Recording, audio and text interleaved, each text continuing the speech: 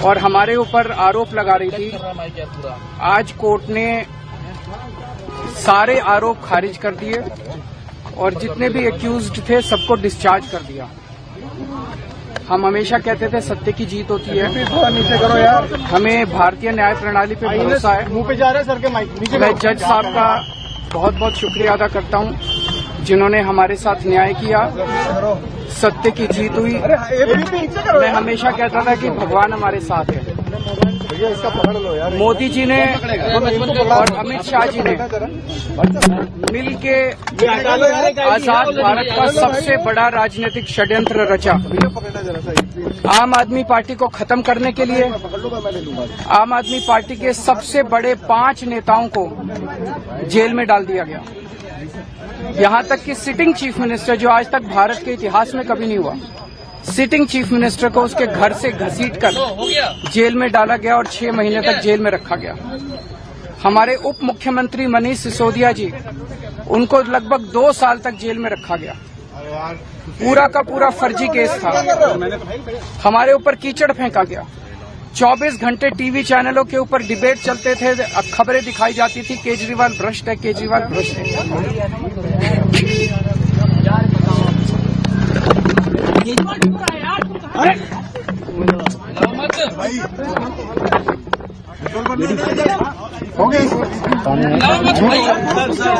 संभालिए sir, अपने आप संभालिए, हिम्मत सर, लाओ मत भाई। पानी दो, पानी। केजरीवाल भ्रष्ट नहीं है। मैंने केवल अपनी जिंदगी में ईमानदारी कमाई है। इन्होंने झूठा केस लगाया और आज ये साबित हो गया। कोर्ट ने कहा है कि केजरीवाल कट्टर ईमानदार है, मनीष सिसोदिया कट्टर ईमानदार है, आम आदमी पार्टी कट्टर ईमानदार है। मैं प्रधानमंत्री जी से कहना चाहता हूँ, सत्ता के लिए इस तरह से खिलवाड़ मत कीजिए देश के साथ। इस तरह से संविधान के साथ खिलवाड़ मत कीजिए। आपको तो बहुत भावुक हो गए। जाहिर सी बात है, मुख्यमंत्री रहते हुए गिरफ्तार किए गए, लंबे समय तक जेल में रखा गया, उनको बाद में उनकी पार्टी दिल्ली विधानसभा का चुनाव भी हार गई। ये सारी चीज़ें हुई और इसीलिए ये आरोप अब और पुख्ता हो रहे हैं कि कैसे जांच एजेंसियों का दुरुपयोग करती है भारतीय जनता पार्टी अपने पक्ष में, क्योंकि दिल्ली में सरकार बनाना उनका लक्ष्य था और ऐसा लगता है कि कामयाब हो गए। हालांकि यही कारण नहीं था, बहुत सारे कारण थे जिनकी वजह से दिल्ली चुनाव जीता गया। लेकिन विपक्षी नेताओं को कैसे डिफेम करना है, कैसे उनकी बदनामी करनी है, इसके लिए किसी भी हद तक जा सकते हैं और इन जांच एजेंसियों का सहारा लिया जाता है। तो उससे आज जब ये केस खारिज हुआ है और बहुत ही एक सख्त टिप्पणी की है, ये भी कहा है अमलेंदु जी कोर्ट ने, अदालत ने, राउज एवेन्यू कोर्ट ने, कि जिन अधिकारियों ने इन्वेस्टिगेट किया है, जांच की है, अब उनकी जांच होनी चाहिए कि ये सब क्या कर रहे थे, किसके दबाव में ये फर्जी मुकदमे, फर्जी कहानी गढ़ी जा रही थी। बिल्कुल समीर जी, ये जो आदेश है कोर्ट का, ये आदेश में है तो इसका मतलब जांच होगी। हालांकि खबर ये आ रही है कि सीबीआई जो है हाई कोर्ट में इसकी अपील करेगी। अब अपील कुछ भी आप करते रहिए, लेकिन जो बेस है जहां से आपका, वो बेस खराब हो गया और ये साफ समझ में आ गया कि इसके पीछे मकसद जो था वो पॉलिटिकल बॉसेस को खुश करना था। और अभिषेक मनु सिंह भी जब अदालत में, शीर्ष अदालत में तर्क दे रहे थे, वहां भी तब भी उन्होंने यही बातें सब कही थी, लेकिन हाईकोर्ट ने खारिज कर दिया था। समीर जी नहीं सुना था, हाईकोर्ट की अपनी दलीलें थी। तो हाईकोर्ट अब क्या करता है वो देखा जाएगा, लेकिन सुप्रीम कोर्ट में अगर तक ये मामला पहुंचेगा तो फिर वहां सीबीआई को मुंह की खानी पड़ेगी। लेकिन अगर राउज एवेन्यू कोर्ट ने कहा है कि इसकी जांच होनी चाहिए और इसकी अगर जांच होती है तो ये अब कान खड़े हो जाएंगे एजेंसीज के कि भाई आप अपने पॉलिटिकल बॉसेस के इशारे पर अगर इस तरीके के राजनीतिक प्रतिद्वंदियों को फंसाने का काम करेंगे तो आपके खिलाफ भी कार्रवाइयां हो सकती हैं। और मुझे लगता है समीर जी कि भारतीय जनता पार्टी ने एक अपने पैरों पर बड़ी कुल्हाड़ी मार ली है। अभी तक उसका जो दबाव न्यायपालिका के ऊपर था और न्यायपालिका जो एक के ऊपर जो डर देखा जा रहा था, जो जनता की समझ आ रही थी कि न्यायपालिका डरी हुई है सरकार से, वो इसलिए समझाता था कि सीजेआई को जिस तरीके से लक्षित करके कहा गया जस्टिस संजीव खन्ना को कि गृह युद्ध भड़का रहे हैं तो इसके लिए जिम्मेदार हैं, दूसरे सीजेआई पर चप्पल फेंकी गई। तो जब सीजेआई के ऊपर इस तरीके के आरोप लगे और अदालतों के अंदर चप्पल फेंकी जाने लगे तो जाहिर सी बात है कि निचली अदालतें भी खौफ में आ जाएंगी। चाहिए। लेकिन जिस तरीके से भारतीय जनता पार्टी की सरकार ने एनसीईआरटी के जरिए हमला किया न्यायपालिका के ऊपर, तो अब न्यायपालिका को भी ये समझ में आने लगा कि अरे ये तो हमारे अस्तित्व पर ही हमला कर रहे हैं। समीर जी, पूरी लोकतांत्रिक व्यवस्था का टिकी हुई है, तो आम आदमी की आखिरी आस जो है वो न्यायपालिका से है कि भाई सरकार जुल्म करेगी तो हम न्यायपालिका से जाकर न्याय ले सकते हैं। वो एक अलग मसला है कि कितने लोग सुप्रीम कोर्ट तक पहुंच सकते हैं, लेकिन फिर भी ये आशा रहती है कि हम सुप्रीम कोर्ट पहुंचेंगे तो हमको न्याय मिलेगा। लेकिन यही आम आदमी की जो आस थी वो खत्म की जा रही थी। तो अब न्यायपालिका से भी इस तरीके के फैसले अब आने लगेंगे तो सरकार को पीछे हटना पड़ेगा। वैसे भी अल्पमत की सरकार है, कब तक है कब तक नहीं कहा नहीं आ सकता, लेकिन अब ये एक चाबुक जो है सरकार के ऊपर चलना वो शुरू हुआ है। बिल्कुल अमलेंदु जी, जो आपने सुप्रीम कोर्ट के जजेस के खिलाफ आपने बात की, तो ये एक तरीके से टेस्टिंग फेज था और उसमें मनबढ़ होती गई सरकार और आखिरकार एनसीईआरटी के किताब में सीधे सीधे न्यायपालिका में भ्रष्टाचार का पाठ पढ़ाना शुरू कर दिया गया बच्चों को। लेकिन यही कदम ऐसा लगता है कि उस पर भारी पड़ गया और आज के इस फैसले में भी उस कहीं न कहीं उसका एक प्रभाव दिखाई पड़ रहा है अदालतों में भी। लेकिन ये पहले ही लग रहा था, जैसा कहा जा रहा था कि इसमें बहुत ज्यादा मजबूत तर्क नहीं है इन आरोपों में जो सीबीआई ने लगाए हुए हैं। केवल यही एक केस नहीं, सीबीआई ने जितने भी राजनीतिक दलों के नेताओं पर, वो कोई भी हो, उनके खिलाफ ईडी या सीबीआई ने लगाए हैं, उनमें कहीं कोई दम नहीं दिखता है सिवाय इसके कि उनके खिलाफ उनको कैसे परेशान किया जाना है। सतपाल मलिक जब सरकार के खिलाफ हो गए तो कैसे उनके पीछे सीबीआई लगा दी गई, ईडी लगा दी गई, कुछ भी नहीं मिला। अब जो दूसरे हैं उनके खिलाफ भी सीबीआई न लग जाए, जो अब उन्होंने मुंह खोलना शुरू कर दिया, मुंह खोलना शुरू कर दिया, वो सतपाल मलिक के रास्ते में जा रहे हैं। जगदीप धनखड़ साहब, उनकी भी हम लोग चर्चा करेंगे, बाद में चर्चा करेंगे। उन्होंने अब धीरे धीरे वो बताने लगे कि इस्तीफा उन्होंने क्यों दिया। लेकिन ये बहुत बड़ा फैसला है, बहुत महत्वपूर्ण फैसला है और ये भी है कि इससे सबसे बड़ी बात ये है कि ये जो तमाम जांच एजेंसियां हैं, यानी सरकार की मशीनरी में काम करने वाले तमाम अफसर हैं, कर्मचारी हैं, उनके ऊपर भी अब थोड़ा उनको भी इस चिंतन मनन करना पड़ेगा कि अपने आकाओं के कहने पर गलत को सही और सही को गलत कम से कम नहीं बताए, उसका कम प्रतिरोध तो कर सकते हैं, जो गलत है वो करने से मना करें। उनको सही काम करने के लिए नियुक्त किया जाता है, सरकार पैसा देती है, सरकार अपने घर से पैसा नहीं देती है, टैक्स पेयर्स का पैसा देती है। तो बहुत सारा एक इसका आगे चलकर कुछ परिणाम दिखाई पड़ सकता है। अभी तमाम और भी केसेस सामने आएंगे जिसमें जो अदालतों में लंबित हैं, लेकिन ये एक बहुत बड़ा और महत्वपूर्ण फैसला है।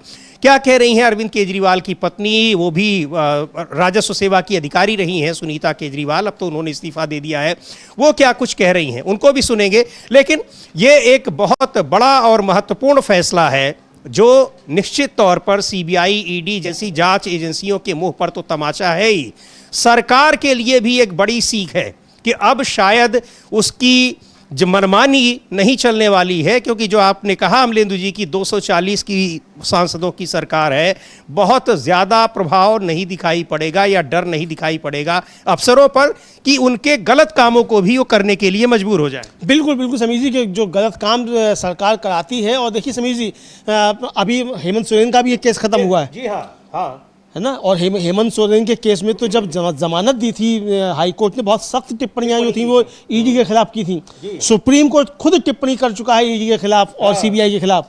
ईडी के एक मामले में तो जो था वो तगड़ी फटकार लगाई थी जस्टिस गवाई, उसमें सीबीआई ने कहा था कि आप राजनीतिक लड़ाई जनता के बीच जाकर लड़िए, अदालतों में क्यों आते हैं राजनीतिक लड़ाई के लिए, और आप मोहरा बने हुए हैं सरकार के।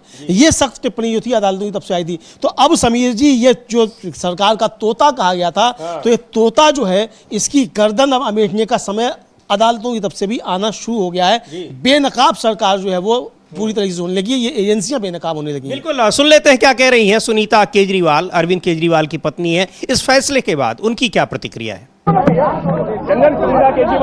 सबसे पहले मैं ईश्वर का धन्यवाद देना चाहूंगी।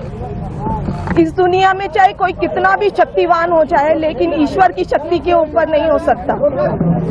मैं जज साहब का भी धन्यवाद देना चाहूंगी जिन्होंने इतनी हिम्मत दिखाई। अरविंद जी ने पूरा जीवन ईमानदारी से जिया है और उनका एक ही ध्येय है कि ये देश खूब तरक्की करे। लेकिन इन लोगों ने अपने सत्ता के लालच में पिछले इतने सालों से हमारे ऊपर झूठी एलिगेशंस लगाई, हमारे को तड़पाया, हमारे को, अरविंद जी को, उनके साथियों को जेल में भेजा, बहुत कष्ट दिया। लेकिन मुझे विश्वास था कि ईश्वर हमारा साथ देंगे। सच की जीत होगी। मैं अपने उन साथियों का भी धन्यवाद देना चाहूंगी जो इस समय में हमारे साथ रहे। सबका बहुत बहुत धन्यवाद, शुक्रिया। सुनीता जी, आरोप ये लगा था कि भ्रष्टाचार का मामला है और पूरा चुनाव उसी मुद्दे पर लड़ा गया था और सिटिंग मुख्यमंत्री थे जब उनको जेल भेजा गया। आप लोग ही न्याय दीजिए, बताइए कि किसका भ्रष्टाचार था, सत्ता के लालच का भ्रष्टाचार था या इस सबके बीच में एक और तो देखिए, तो ये कि वहाँ उनकी पत्नी है सुनीता केजरीवाल कह रही कि हमको पता था और किस तरीके से इसके पीछे राजनीतिक मकसद था, राजनीतिक दुर्भावना के मकसद से ये केस लागू किया गया था। बहरहाल कहा है सीबीआई ने कि उसको अभी हाई कोर्ट में चुनौती देगा, लेकिन सीबीआई की विशेष अदालत ने इसको जिस तरीके से जिन टिप्पणियों के साथ खारिज किया है और यह भी कहा है कि जिन लोगों ने इसकी जांच की है, जिन अफसरों ने, उनकी भी जांच कराई जाए। इससे यह साफ साबित होता है कि अदालत को पूरी तरीके से फर्जी केस ये महसूस हुआ, पता लगा। अमलेंदु जी, बिल्कुल अदालत को पूरा केस जो है फर्जी महसूस हुआ, ये साफ तौर पर समीर जी समझा सकता है। और ये जो अदालत ने ये जो सिफारिश की है कि भाई जिन अधिकारियों ने इसकी जांच की है उनके खिलाफ विभागीय जांच की जाए, ये सिफारिश की अपने आदेश में, तो समीर जी ये समझा सकता है कि बहुत ही फर्जी केस जो है ये अदालत को समझ में आया। और अरविंद केजरीवाल कह रहे हैं कि अदालत ने कहा कि केजरीवाल और मनोज सिसोदिया कच्चा ईमानदार हैं। अब अदालत ने ये कहा ना कहा कच्चा ईमानदार है, लेकिन ये शब्द तो राजनीतिक शब्द हैं, केजरीवाल के अपने शब्द हैं। लेकिन अदालत ने ये जो पाया है कि भाई इनके खिलाफ विभागीय जांच की सिफारिश की है, ये बहुत बड़ा संकेत है समीर जी कि अब इन अधिकारियों को, इन एजेंसियों को सतर्क हो जाना चाहिए। समीर जी, एक जो एक्स सीबीआई चीफ हैं जो मोदी जी के बड़े नजदीकी समझे जाते थे, वो आजकल बहुत फायर हैं सरकार के ऊपर। नागेश्वर राव साहब अभी जाके वो शंकराचार्य से भी मिले थे, वो भी चर्चा करेंगे हम लोग शंकराचार्य की भी। तो ये बहुत सारी चीजें सामने आने लगी, तो सतर्क हो जाना चाहिए अधिकारियों को कि ये अल्पमत की सरकार आपसे जिस तरीके से काम ले रही है, कल को सरकार बदलेगी तो आपके ऊपर मुसीबतें आ सकती हैं। सरकार के टूल मत बनिए, आपने संविधान की शपथ ली है, संविधान के अनुसार काम कीजिए। सीधी सीधी बात यह है, सरकार आज है कल चली जाएगी। मोदी जी आज प्रधानमंत्री हैं, कल नहीं रहेंगे, लेकिन जब दूसरा कोई आएगा तो आपके ऊपर संकट खड़ा हो सकता है। राहुल गांधी पहले कह चुके हैं कि कहा उन्होंने था इनके संदर्भ में, चुनाव आयुक्तों के संदर्भ में, कि आप कहीं भी होंगे आपको हम खींच कर लाएंगे। तो लेकिन ये बात इन अधिकारियों पर भी लागू होती है, तो बहुत संभल कर काम करिए, राजनीतिक बॉसेस के टूल मत बनिए, संविधान के अनुसार काम करिए। सुप्रीम कोर्ट भी आपसे यही कह रहा है। जी बिल्कुल। और इस मामले में अमलेंदु जी, तेलंगाना की वहां पर जो नेता हैं के कविता, उनको भी इस मामले में अभियुक्त बनाया गया था। उनके वकील हैं नितेश राणा, उनको सुनते हैं वो क्या कह रहे हैं। और आपको बता दें एक बार फिर कि सीबीआई कोर्ट ने जो दिल्ली की शराब नीति से संबंधित घोटाला था, शराब घोटाला नाम से जाना जाता है, जिसमें अरविंद केजरीवाल को जेल में जाना पड़ा था, उस मामले में जितने भी अभियुक्त थे, मनीष सिसोदिया, अरविंद केजरीवाल समेत 23 अभियुक्तों को बरी कर दिया है, बहुत सख्त टिप्पणियों के साथ कि इस केस में कुछ भी नहीं था। और उन अफसरों के खिलाफ जांच की सिफारिश की है, आदेश दिया है जिन्होंने इस मामले को इन्वेस्टिगेट किया कि कैसे आपने काम किया है, इस बात की जांच की जाएगी, किसके दबाव में ये काम कर रहे थे। सुन लेते हैं नितेश राणा को, जो के कविता के वकील हैं। आपके जो क्लाइंट हैं अरुण रामचंद्र पिल्लई, उनको कोर्ट एन के कविता, यस, एन के कविता, उन दोनों को डिस्चार्ज कोर्ट ने कर दिया है। उनका स्पेसिफिक रोल बताया गया था, उसके रोल पर कोर्ट ने क्या ऑब्जर्वेशन दी है? आज सबसे पहले तो मैं बता दूं, आज दिल्ली एक्साइज केस के ऊपर फ्रेमिंग ऑफ चार्ज के ऊपर जजमेंट आना था और कोर्ट ने, ऑनरेबल कोर्ट ने आज सारे ही एक्यूज को डिस्चार्ज कर दिया इस ग्राउंड पे कि सीबीआई की इन्वेस्टिगेशन ठीक नहीं है, कोई भी मटेरियल नहीं है, कोई भी कोजेंट एविडेंस नहीं है जिसपे चार्ज फ्रेम किया जा सकता है। मैंने इस केस में के कविता जी और अरुण पिल्लई को रिप्रेजेंट किया और दोनों को डिस्चार्ज कर दिया। सर, एलिगेशन सीबीआई का ये भी था कि के कविता के बिहाफ पे उनका कोई जो एसोसिएट था, जो इसमें आरोपी था, वो साउथ लॉबी जो थी लिकर मैन्युफैक्चरर्स की, उसके साथ बातचीत में इन्वॉल्व थे। सर, साउथ लॉबी के वर्ड पे ही कोर्ट ने और जज साहब ने बहुत ऑब्जेक्शन किया कि ये वर्ड आया कहां से और किस तरह से ऐसे कंट्री को डिवाइड करने वाला वर्ड इस्तेमाल किया गया है। और कोई भी एविडेंस ना के कविता जी के खिलाफ और ना ही अरुण पिल्लई के खिलाफ कोर्ट सीबीआई ले आ पाई। इनफैक्ट किसी भी एक्यूज के खिलाफ एविडेंस नहीं लाए और सारे एक्यूज को डिस्चार्ज कर दिया गया। आप पीएमएलए के पुराने एक वकील रहे हैं, आपने एजेंसीज को भी रिप्रेजेंट किया है, तो आप जो मनी लॉन्ड्रिंग केस है उसका फेट क्या होगा, क्योंकि मेन केस जो है वो डिस्चार्ज हो गया। एक बार अगर प्रेडिकेट ऑफेंस खत्म हो जाता है, शेड्यूल ऑफेंस जो सीबीआई का केस है इस केस में, जब वो खत्म हो गया तो मनी लॉन्ड्रिंग का केस आगे नहीं चल सकता, क्योंकि मनी लॉन्ड्रिंग का केस पिगी राइट होता है शेड्यूल ऑफेंस पे, इसलिए मनी लॉन्ड्रिंग के भी केस ऑटोमेटिकली खत्म हो सर, कोर्ट जाते ने हैं। जितने सख्त और साफ लहजे में सीबीआई के केस को निराधार बता दिया है, कहा है कोई सबूत नहीं है, तो आपको क्या लगता है सीबीआई इसको चैलेंज कर पाएगी? वो उनका अधिकार क्षेत्र है कि अगर वो चैलेंज करना चाहे, बट ऑनरेबल कोर्ट ने सिरे से केस को नकार दिया और कोई भी एविडेंस नहीं है जिस एविडेंस पे केस आगे चलाया जा सकता है, और सारे एक्यूज को डिस्चार्ज कर दिया। तो कह रहे सिरे से नकार दिया। और बड़ी महत्वपूर्ण बात इन्होंने कही अमलेंदु जी, इस मामले में एक बहुत शब्द बड़ा पॉपुलर हुआ था कि साउथ लॉबी, उसी का ये जिक्र कर रहे हैं। एक तरीके से अब कह रहे हैं नीतीश राणा की उनको पूरे दक्षिण भारत के लोगों को, व्यापारियों को एक तरीके से बदनाम करने की कोशिश की सीबीआई ने। और इस मामले में ईडी ने भी मामला केस दर्ज कर रखा है, लेकिन वो कह रहे हैं कि ये तो अब अपने आप खारिज हो जाएगा क्योंकि ईडी का पूरा केस ही सीबीआई के केस के आधार पर। समझिए, ये बात मैंने भी कही थी कि भाई ईडी ने जो केस दायर किया वो सीबीआई के केस के आधार पर किया, और उसी आधार पर वो तो अपने आप ही खारिज हो जाएगा, और जांच वहां भी होगी। जो सिफारिश की है वो ये केस भी यहीं आएगा राउज रेवेन्यू कोर्ट में, यहाँ भी ये आएगा, तो जांच वहाँ भी होगी, आदेश वहाँ भी आएगा। तो अब ये बचना चाहिए अधिकारियों को। इस बीच के कविता जो है उन्होंने भी शुक्रिया अदा किया है अपने समर्थकों का, हालांकि बहुत छोटी सी बाइट है, वो भी हम लोग देख लेंगे बाद में। लेकिन ये साफ तौर पर समझ में आ रहा है समीर जी कि ये मामला अब आगे काफ़ी ज़्यादा बढ़ेगा, और जिस तरीके से के कविता के वकील जो है नीतीश राणा, वो जो कह रहे हैं कि इस केस में के कविता और पिल्लई को रिप्रेजेंट किया था उन्होंने, और दोनों को बरी कर दिया गया है, और कोर्ट और जज ने साउथ लॉबी शब्द के इस्तेमाल पर एतराज जताया।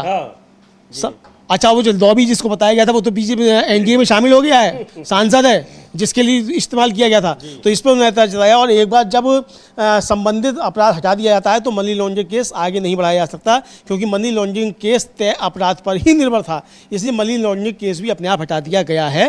ये इसमें साफ तौर पर उनके वकील का कहना है कि कविता जी बिल्कुल। तो ये इस मामले में सीबीआई कोर्ट ने, जो राउज रेवेन्यू कोर्ट की सीबीआई की विशेष अदालत है, उसने इस केस को खारिज कर दिया है कि कोई दम नहीं, और बहुत ही सख्त टिप्पणियों के साथ अब जिन अधिकारियों ने जांच की थी अब उनकी जांच होगी, कोर्ट का यह आदेश है।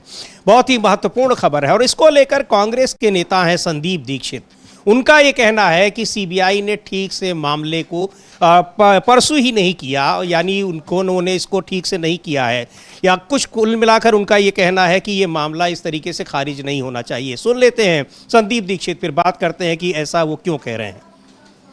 देखो, अगर न्याय प्रक्रिया न्याय रूप से चलती है तो मेरे हिसाब से तो आरोप तय होंगे, लेकिन ऐसा है ना, भारतीय जनता पार्टी और आम आदमी के संबंध जो हम बार बार कह रहे हैं वो राजनीतिक हैं और वो एक दूसरे की मदद करते हैं।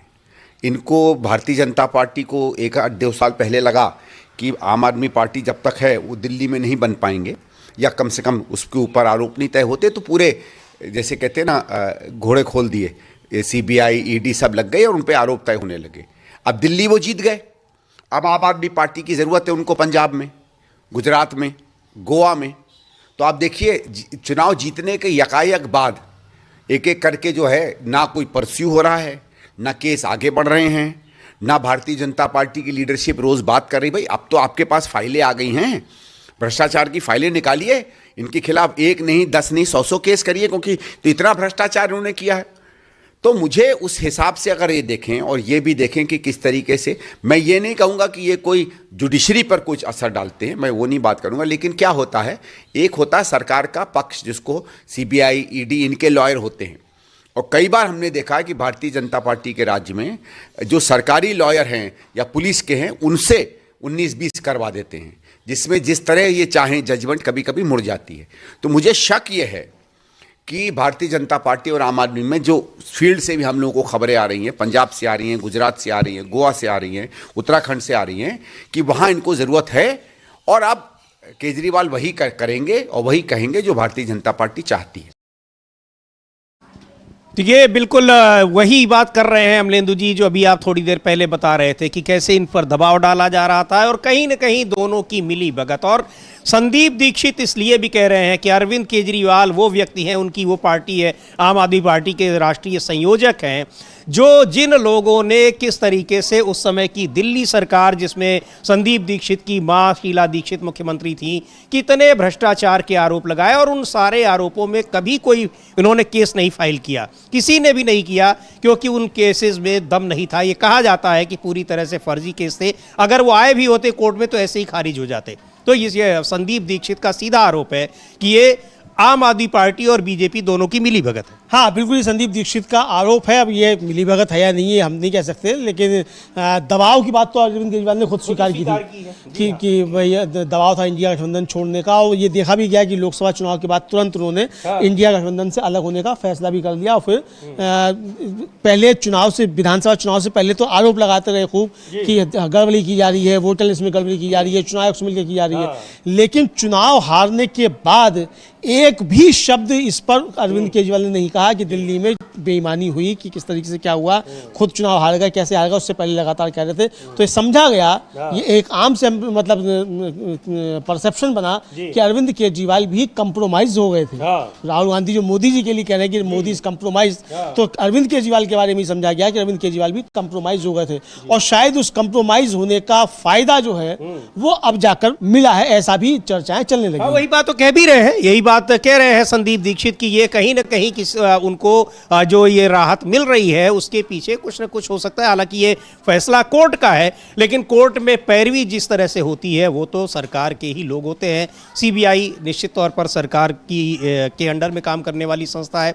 बहरहाल एक बड़ी खबर है, बहुत ही महत्वपूर्ण खबर है कि इस पूरे मामले में जिसमें एक पूरी की पूरी पार्टी को ही भ्रष्ट कह दिया गया था, उस मामले में सीबीआई ने कहा कि ये पूरी तरह से फर्जी है। खैर, इधर एक और बड़ा झटका लगा है भारतीय जनता पार्टी को दक्षिण भारत में। वहां जिस तरीके से अपने पैर पसारने की कोशिश कर रही है, तो वहां एक बड़े नेता, एआईएडीएमके के बड़े नेता हैं, मुख्यमंत्री रह चुके हैं, वह तो पूर्व मुख्यमंत्री वहां की जो जयललिता थी उनके भी बेहद करीबी थे और भारतीय जनता पार्टी के भी बहुत करीबी माने जाते हैं। उन्होंने पार्टी छोड़ दी और वो शामिल हो गए हैं डीएमके में, और ये निश्चित तौर पर अब बीजेपी को बड़ा झटका है। डीएमके तो जाहिर सी बात है कि मजबूत होगी ही, लेकिन भारतीय जनता पार्टी की जो उम्मीदें थोड़ी बहुत रही होंगी, वैसे भी तमिलनाडु में कोई ऐसा असर नहीं है, लेकिन वो अपना असर बढ़ाने की कोशिश ज़रूर कर रही थी। वहीं के स्थानीय नेताओं के जरिए यही काम पूरे देश में किया है, वहाँ के स्थानीय पार्टियों के जरिए जाने की कोशिश की है, बाद में स्थानीय पार्टियों को ख़त्म कर दिया है। तो तमिलनाडु में भी इसी तरह से घुसने की कोशिश कर रही थी, जिसमें एआईएडीएमके उसकी मुख्य सहयोगी के रूप में थी, पर पनीर सेल्वम चले गए हैं डीएमके। बड़ा झटका है अमलेंदु जी। बिल्कुल समीर जी, पनीर सेल्वम बहुत ज़्यादा खास जो थे वो जयललिता के थे, और जयललिता ने उनको ही जो था वो चुना था, एक तरीके से जब जेल गई थी तो हाँ, तो उनको ही उन्होंने अपना सीएम चुना था। और वो पनीर सेल्वम अब जो हैं वो शामिल हो गए हैं डीएमके में। तो ये बीजेपी के लिए एक बहुत बड़ा झटका समीर जी समझा जा रहा है, चूंकि बीजेपी वहाँ एआईएडीएमके के जरिए वहाँ घुसना चाहती थी और 2 धड़े भी करवा दिए थे वहाँ। बिल्कुल, पनीर सेल्वम और पलानी स्वामी का। पलानी स्वामी जो है वो बीच बीच में आकर अमित शाह से मिलते रहते हैं, और हालांकि बीच में अलग हो गए थे एनडीए से, लेकिन अभी भी वो समझे यही जाते हैं कि एनडीए के बीच है। इस बीच एमके स्टालिन ने एक ट्वीट किया है समीर जी, इसको लेकर वो तमिल में ट्वीट किया है, लेकिन हम लोग उसकी हिंदी जो है वो बता सकते हैं कि क्या लिखा है उन्होंने। जी बिल्कुल, वो ट्वीट देखते हैं। और उन्होंने लिखा है, स्टालिन ने, वहाँ के पूर्व मुख्यमंत्री और प्यारे भाई श्री ओ पनीर सेल्वम हमारी मदर पार्टी द्रविड़ मुनेत्र कड़गम में शामिल हो गए हैं। मैं उनका स्वागत करता हूं। वे जिनका नाम द्रविड़ आंदोलन के महान नेता के नाम पर है, द्रविड़ आंदोलन के सिद्धांतों की रक्षा के लिए हमारे महान आंदोलन में शामिल हुए हैं। 2026 के विधानसभा चुनाव तमिलनाडु और फासीवादी बीजेपी के बीच एक लोकतांत्रिक युद्ध है। इसे समझते हुए अलग अलग लोकतांत्रिक ताकतें गठबंधन में शामिल हो रही हैं।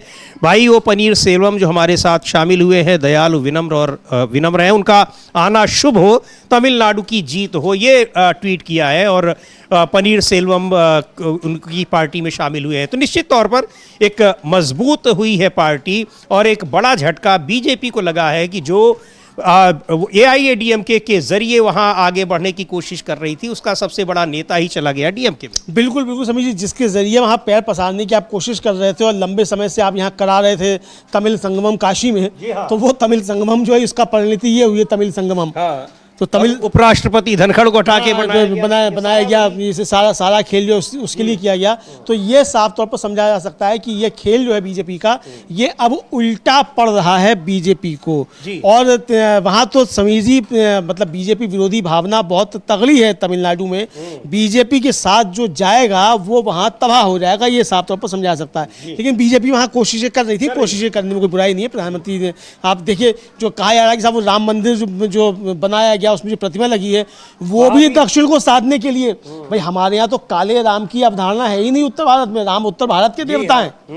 तो वहां साधने के लिए जो है वो काली प्रतिमा जो है वो स्थापित की गई। तो ये सारी बातें भी चलेगी तमिलनाडु के लिए जो वहाँ सब किया गया, और जिस तरीके से सेंगोल स्थापित किया गया नए उसमें संसद भवन में, काश वहाँ से तमिलनाडु से ब्राह्मण बुलाए गए, वो ये उन्होंने यज्ञ किया जिस तरीके से, ये सारी जो तिकड़में की गई, तो ये सारी तिकड़में तमिलनाडु में पैर पसारने के लिए, लेकिन वो सब उल्टी पड़ती हुई प्रतीत होती दिखाई पड़ रही। बिल्कुल। और क्या कहा है पनीर सेल्वम ने, उनको भी सुन लेते हैं कि क्यों वो डीएमके में शामिल हुए हैं, क्या वजह रही है।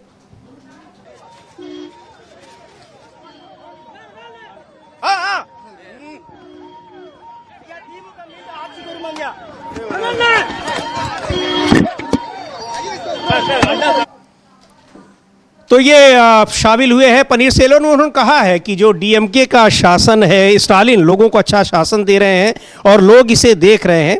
ये हम लोग ये पक्का करना चाहते हैं कि दक्षिण से कोई भी ईपीएस यानी जो खास तौर पर एनडीए के लिए वो कह रहे हैं, पलानीस्वामी ये पक्का करना चाहते हैं कि दक्षिण से कोई भी नेता मजबूत ना हो। द्रविड़ आंदोलन, द्रविड़ की नीति को बचाने के लिए डीएमके ही काम कर रही है। मैं अभी एक कैडर के तौर पर शामिल हुआ हूं, मैं पार्टी कैडर में से एक रहूंगा और पार्टी के विकास के लिए काम करूंगा, ये पनीर सेल्वम का कहना है डीएमके में शामिल होने के बाद। और उधर स्वागत किया उनका स्टालिन ने। तो ये एक बहुत मजबूती मिली है डीएमके को, सत्तारूढ़ पार्टी को। और बीजेपी को बड़ा झटका लगा है कि वहाँ वैसे भी बहुत एनडीए मजबूत स्थिति में नहीं था, लेकिन फिर भी जब विपक्षी पार्टी का ही, जिसके जरिए वो आगे बढ़ने की कोशिश कर रही थी, उसी पार्टी का सबसे बड़ा नेता चला आया हो डीएमके में, तो निश्चित तौर पर यह समझा जा सकता है कि अब उसकी उम्मीदें कहाँ जाएंगी। बिल्कुल समीर जी, उसकी उम्मीदें कहाँ जाएंगी ये बिल्कुल साफ तौर पर समझा जा सकता है। और जिस तरीके से वहाँ भारतीय जनता पार्टी ने प्रयास किए, अब वो प्रयास जो है उसके विफल होते हुए साफ तौर पर नजर आ रहे हैं, ये वहाँ समझ में आ गया समीर जी। और दक्षिण की राजनीति जो है, एक तो वहाँ वैसे ही इस समय काफ़ी ज़्यादा बवाल जो आप कह सकते हैं वो उसको लेकर है, जो नया जो होना है परिसीमन, इसको लेकर बहुत ज़्यादा आशंका है पूरे दक्षिण भारत के राज्यों, दक्षिण भारत के राज्यों में, और सारे दक्षिण भारत के राज्य एक हो रहे हैं। वहाँ कार्यक्रम भी किया इन्होंने स्टालिन ने, और दौरे किए इन्होंने तमाम राज्यों के, उसमें उड़ीसा से भी लोग पहुंचे। उड़ीसा भी चिंतित है, पश्चिम बंगाल भी इसको लेकर चिंतित है। तो यानी जो गैर हिंदी भाषी राज्य हैं उनमें इस परिसीमन को लेकर, बीजेपी रणनीति को लेकर पहले से ही काफी ज्यादा एक आशंकाएं व्यक्त की जा रही हैं। तो ऐसे में भारतीय जनता पार्टी के लिए एक बड़ा खतरा जो है वो अब फिर से नजर आने लगा। जी बिल्कुल। और कांग्रेस के नेता है प्रमोद तिवारी, राज्यसभा में उप नेता हैं सदन के, क्या कुछ कह रहे हैं। एनसीईआरटी की किताबों में जिस तरीके से घेरा गया है, घेरने की कोशिश की गई सुप्रीम कोर्ट को ही, यानी न्यायपालिका को, उस पर भी, और पनीर सेल्वम के डीएमके में शामिल होने पर भी। सुन लेते हैं प्रमोद तिवारी को, क्या कह रहे हैं। एनसीईआरटी की किताब में जुडिशियल करप्शन की बात की गई, अब उसको हटा दिया गया, वहां से किताबें वापसी मंगा ली गई। मंत्री खेद जता रहे हैं, यहां तक कि प्रधानमंत्री ने भी जो है, प्रधानमंत्री भी नाखुश हैं जो कुछ हुआ है इस चीज से। किस तरीके से आप देखते हैं, कांग्रेस की क्या प्रतिक्रिया। चार पाए पर देश का लोकतंत्र, न्यायपालिका उसका सबसे विश्वस्त और सम्मानजनक पाया है। डैमेज इज डन, नुकसान तो हो गया। आपने न्यायपालिका को कटघरे में खड़ा करके न्यायपालिका का अपमान तो कर दिया, और छोटे छोटे अधिकारियों के खिलाफ कदम उठाने की बात कर रहे हैं धर्मेंद्र प्रधान जी। अरे धर्मेंद्र प्रधान जी, आप क्या, मोदी जी जिम्मेदार है इसके लिए। जिस तरह से आरएसएस के लोग भर दिए गए हैं इन संस्थाओं में, वो विकृत कर रहे हैं इतिहास को, स्वतंत्रता संग्राम के इतिहास को विकृत कर रहे हैं। जिन्होंने स्वतंत्रता संग्राम को विरोध किया था, आपसे जुड़े हुए लोग, उनको हीरो बनाया जा रहा है, और जिन्होंने स्वतंत्रता संग्राम की लड़ाई लड़ी थी उन्हें विलेन बनाया जा रहा है। आप इतिहास बदल रहे हैं, और जब इतिहास बदलते हैं तो चूंकि एक गलत कदम उठ गया, जुडिशरी पे हमला हो गया, तो जुडिशरी ने संज्ञान ले लिया। मैं तो जुडिशरी से कहूंगा रोक लगाए कि जो इनके आरएसएस के लोग इन संगठनों में बैठ गए हैं, विकृत कर रहे हैं देश का इतिहास और वर्तमान, उनको निकाला जाए। और नैतिक जिम्मेदारी लेते हुए प्रधानमंत्री जी, शिक्षा मंत्री जी, आप अपने लिए क्या दंड निर्धारित करते हैं, बताइए। सर, इसके अलावा कैसे देखते हैं आप जो चुनाव है तमिलनाडु में, उससे पहले दो डेवलपमेंट दिखाई दे रही हैं। पहली है कि पनीर सेल्वम जो है, वो पनीर सेल्वम जो डीएमके के एआईडीएमके के नेता रहे हैं, मुख्यमंत्री रहे हैं, आज डीएमके का दामन थाम लिया उन्होंने। कैसे, किस तरीके से? देखिए, डीएमके और अन्ना डीएमके तब तक थी जब तक जयललिता जी थी। अब न उसका कोई अस्तित्व है, न कोई विचारधारा है, और एक खौफ भी है। भारतीय जनता पार्टी जिससे हाथ मिला लेती है उसे निकल जाती है। तो अगर द्रविड़ तमिलनाडु की शान, तमिलनाडु की आन बनाए रखनी है, आइडेंटिटी बनाए रखनी है, तो भाजपा को वहां से पूरी तरह खदेड़ना होगा। पनीर सेल्वम जी का स्वागत है, पर एक चीज तय हो गया, अब चुनाव तो मात्र औपचारिकता रहेगी, चुनाव का परिणाम आ गया। तो प्रमोद तिवारी कह रहे हैं कि वैसे भी ये आईएडीएमके जब तक जयललिता थी तब तक उसका था, उस पार्टी की स्थिति थी, एग्जिस्टेंस था, वैसे भी कमज़ोर है। और दूसरा ये भी है कि भारतीय जनता पार्टी जिससे मिल जा रही है, तो पिछले 10-11 साल का इतिहास है कि वो क्षेत्रीय पार्टियां जिन्होंने भी हाथ मिलाया वो कई टुकड़ों में बंट गई और वहाँ बीजेपी जाकर मजबूत हो गई। वो चाहे महाराष्ट्र हो, चाहे हरियाणा हो, चाहे ओडिशा हो, चाहे जो भी तमाम क्षेत्रीय पार्टियां हों। हालांकि कुछ जगहों पर मजबूत नहीं हो पाए हैं, लेकिन कोशिश यही रही है। तो वहाँ भी यही लग रहा था, यही सोचकर गए होंगे पनीर सेल्वम की अब पार्टी का ही भविष्य नहीं रहा है। हाँ, बिल्कुल यही सोच के गए होंगे, पार्टी का ही भविष्य नहीं रहा है। और दूसरा है कि बीजेपी के साथ तमिलनाडु में जो लगेगा वो खत्म हो जाएगा। तो वो ये समझ रहे हैं अच्छी तरीके से कि अगर राजनीति में जिंदा रहना है तो बीजेपी से दूरी बनाकर रखनी है। और ये परिस्थितियां समीजी सभी राज्यों में होती चली जाएंगी। तमाम क्षेत्रीय दलों के सामने ये चीज़ें सामने आएंगी कि बीजेपी से अब अलग होना पड़ेगा, इनके साथ रहेंगे तो खत्म हो जाएंगे। अब नीतीश कुमार ने तो विधानसभा में कह दिया ये सरकार नहीं चलेगी, सुनवाया था हम लोगों ने। अब क्यों नहीं चलेगी, क्या चलेगी, तो नीतीश कुमार जाने, लेकिन विधानसभा में खड़े होकर कहा उन्होंने, और उसका खंडन अभी तक कोई नहीं आया है। सरकार नहीं चलेगी, ये कहा कि हम तो वही हैं जब जहाँ 2002 में जो 2002 में थे। तो ये इसका मतलब कि नीतीश कुमार समझ रहे हैं कि सरकार नहीं चलेगी। कौन सी नहीं चलेगी, बिहार की नहीं चलेगी कि दिल्ली की नहीं चलेगी, ये नीतीश कुमार जाने, लेकिन विधानसभा में उन्होंने कहा। तो ये साफ तौर पे समझ में आ रहा है कि ये आ रहा है। अब देखिए कि अरविंद केजरीवाल भी बी टीम समझे जाते थे बीजेपी की, और बी टीम को ही सबसे पहले फांसा बीजेपी ने। मतलब इतना फांसा कि आपको जेल तक पहुंचा दिया। तो ये किसी के सगे नहीं है। हाँ, जब तक आप इनके काम के हैं। अब वो हम लोग अभी सुनेंगे, अब धीरे धीरे बोलना शुरू किया है धनखड़ साहब ने भी धीरे धीरे बोलना शुरू किया। तो जब तक आप इनके काम के हैं तब तक ये आपके साथ हैं, और जहां इनको लगा कि ये आपके काम के नहीं है तो सबसे पहले ये आपको ही निकालेंगे अपने उससे।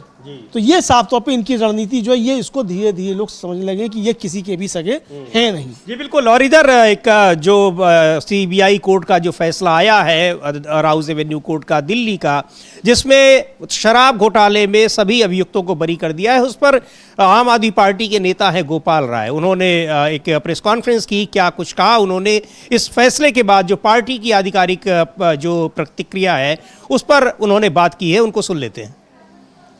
ऐतिहासिक फैसला सुनाया है। जिस तरह से भारतीय जनता पार्टी की केंद्र सरकार ने, खुद प्रधानमंत्री जी ने, गृह मंत्री ने, पूरी भारतीय जनता पार्टी ने जिस तरह से फर्जी केस लगा करके दिल्ली के चुने हुए मुख्यमंत्री को उठा करके जेल में डाला, उप मुख्यमंत्री को उठा करके जेल में डाला, हमारे सांसद को उठा करके जेल में डाला, जिस तरह से आम आदमी पार्टी के तमाम नेताओं को फर्जी केस लगा करके शराब घोटाला, शराब घोटाला, शराब घोटाला का झूठा प्रोपेगेंडा फैला करके अत्याचार और संविधान लोकतंत्र की हत्या की गई। आज अदालत ने अपना फैसला सुना करके ये साफ संदेश दिया है कि सत्य परेशान हो सकता है, पराजित नहीं हो सकता। भारत के इतिहास में पहली बार चुने हुए मुख्यमंत्री को, प्रचंड बहुमत के मुख्यमंत्री को उठा करके जेल में डाल दिया गया, उप मुख्यमंत्री को उठा करके जेल में डाल दिया गया।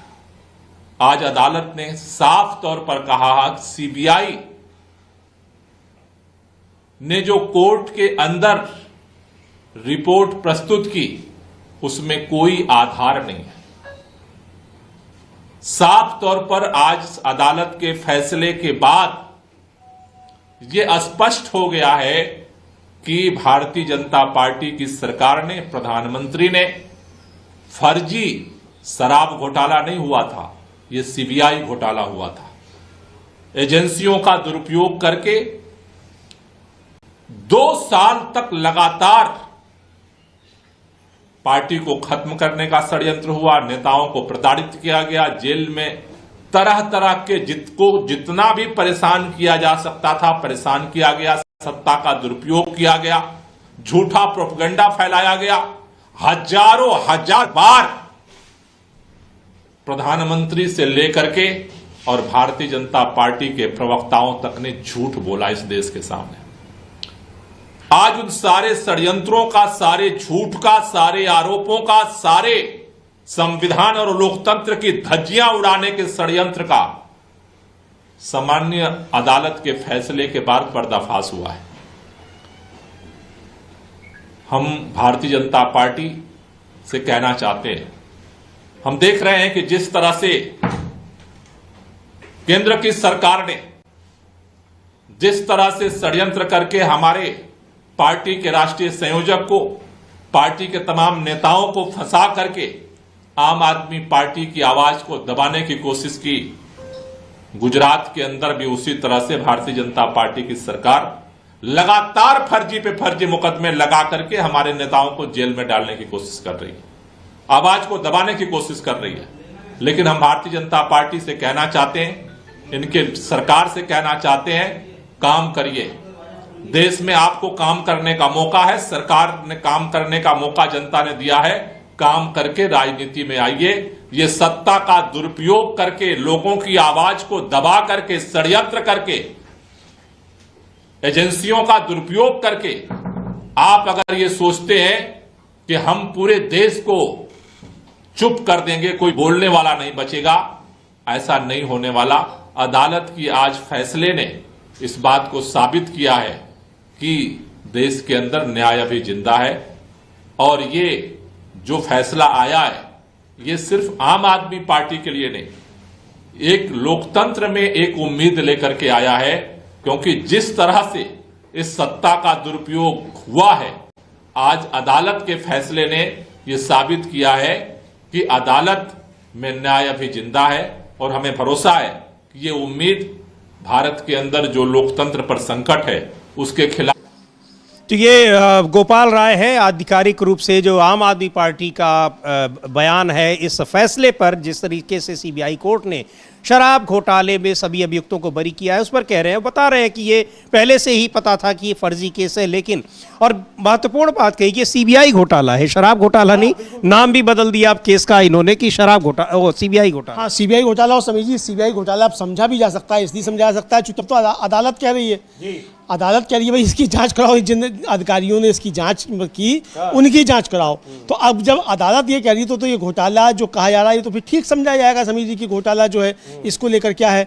अब समीर जी इसका पंजाब की राजनीति पर क्या असर पड़ेगा ये बहुत ज्यादा महत्वपूर्ण है, चूंकि अब दिल्ली के चुनाव तो हो चुके हैं। दिल्ली की राजनीति पे तो जो पढ़ना था पड़ गया, अब पंजाब बचा है, तो पंजाब की राजनीति पे क्या असर होगा। तो अभी हम लोगों ने संदीप दीक्षित को सुना, कांग्रेस के नेता हैं, कांग्रेस के ही पंजाब के अध्यक्ष हैं अमरिंदर सिंह राजा वारिग, वो इस पर क्या कह रहे हैं वो भी सुन लिया जाए कम से कम कि पंजाब की राजनीति पे क्या असर पड़ेगा। बिल्कुल, वो सुन लेते हैं। उसके पहले उनका आतिशी जो दिल्ली की पूर्व मुख्यमंत्री है उनका भी ट्वीट देख लेते हैं। उन्होंने भी इस फैसले पर प्रसन्नता जाहिर की है, क्योंकि अरविंद केजरीवाल जब जेल गए थे, हालांकि काफी दिन तक तो उन्होंने जेल से ही काम किया, लेकिन बाद में आतिशी को मुख्यमंत्री बनाया गया था। और आतिशी लिख रही हैं, सत्यमेव जयते, चाहे कितने भी झूठे आरोप लगाए, चाहे कितना अत्याचार किया, लेकिन आखिरकार सच की जीत हुई।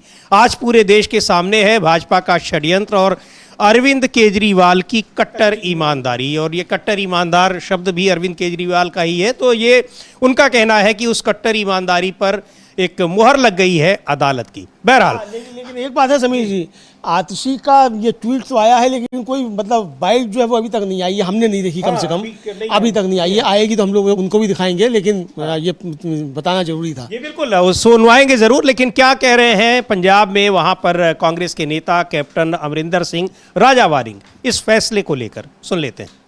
देखो भाई, बात ये है, बधाई देना चाहता हूँ केजरीवाल साहब को और सिसोदिया साहब को, लेकिन मेरे को ये समझ नहीं आया कुछ भी कि बहुत बड़े इल्जामात लगाए केंद्र सरकार ने, और जिस प्रकार से 1.5 साल अंदर रखा। सुना तो जाता है कि जो गंभीर आरोप होते हैं उसी में ही 1.5 साल बाद जमानत मिलती है, मर्डर जैसे केस जो होते हैं। तो मेरे को लगता है कि सब लोग 6 महीने, 8 महीने, साल, सवा साल अंदर लगा कर आए, उसके बाद जमानतें हुई। और अगर इतने बड़े आरोप नहीं